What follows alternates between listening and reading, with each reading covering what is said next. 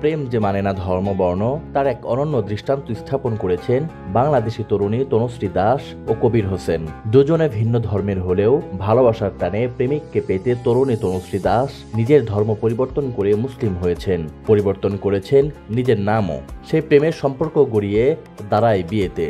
আমার হাজব্যান্ডকে কাস্টাডিতে রাখার কারণে তো উনি আমাকে নিতে পারেননি, তো এই সুযোগ নিয়ে আমার ফ্যামিলি মানে জোরপূর্বক আমাকে জোর করে নিয়ে যায় বাসায়। নিয়ে যাওয়ার পর অনেক বেশি টর্চার করে, অনেক। গত বছর ঘুরতে গিয়ে রংপুর কারমাইকেল কলেজে দেখা হয় একে অপরের সঙ্গে। এ থেকে শুরু হয় ভালো লাগা। এক পর্যায়ে ফোন নম্বর নিয়ে গড়ে ওঠে প্রেম। ধর্ম পরিবর্তন করে মুসলিম হয়ে 9 মাস পর আদালতের মাধ্যমে কবিরকে বর হিসেবে গ্রহণ করে নবমুসলিম তরুণী সিদরাতুল মুনতাহা। তো আমি কাস্টডিতে আমার অনুপস্থিতিতে আমার ওয়াইফকে সে কোর্ট প্রাঙ্গণ থেকে টেনে হিঁচড়ে তারা সেখান থেকে নিয়ে যায়। তারপর থেকে এই পর্যন্ত আমি তার কোনো খোঁজ খবর পাই না, কোনোভাবেই পাই না।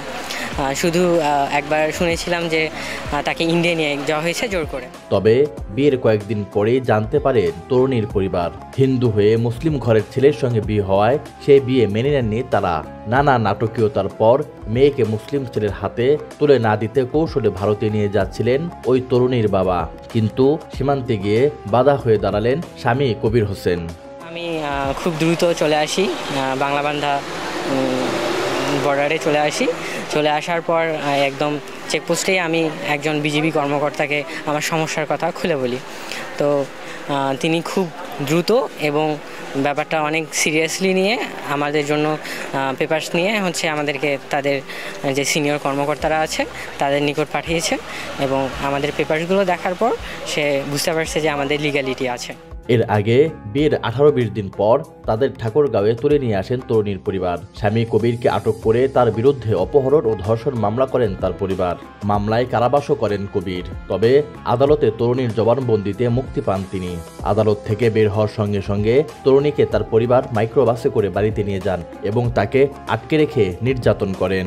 আমাকে উদ্ধারের জন্য মামলা করেন, কিন্তু কোনো লাভ হয় না। আমার ফ্যামিলি আমাকে অনেক জায়গায় মানে এখান থেকে ওখানে শিফট করে কিছুদিন পরপরই, যাতে উনি আমাকে খুঁজে না পায়। উনি অনেক চেষ্টা করছে।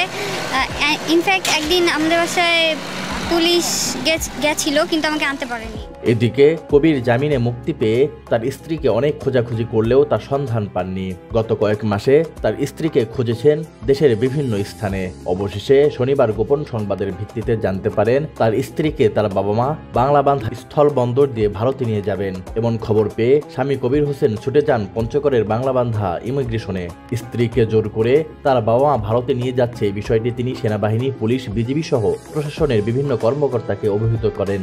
আমি তাকে খুঁজে না পাওয়া বা প্রমাণ না থাকার কারণে আমি সেটা কোনোভাবে প্রমাণ করতে পারিনি। তারপর এই গতকাল আমি কোনোভাবে জানতে পারি যে আজকে তারা বর্ডার ক্রস করে ইন্ডিয়াতে চলে যাচ্ছে এবং তাদের ভিসাও আছে এবং চলে গেলে তাকে সেখানে আটকায় রাখা হবে তার ইচ্ছার বিরুদ্ধে। দীর্ঘ 15 মাস পর সিদরাতুল মুনতাহা ও কবির হোসেন এক হতে পেরে ধন্যবাদ জানান বিজিবি সহ সংশ্লিষ্টদের। এ সময় তারা দেশবাসীর কাছে দোয়াও চেয়েছেন। পরে বিকেলে মাইক্রোবাসে করে স্বামী কবির হোসেন তার স্ত্রীকে তার বাড়ি রংপুরে নিয়ে যান।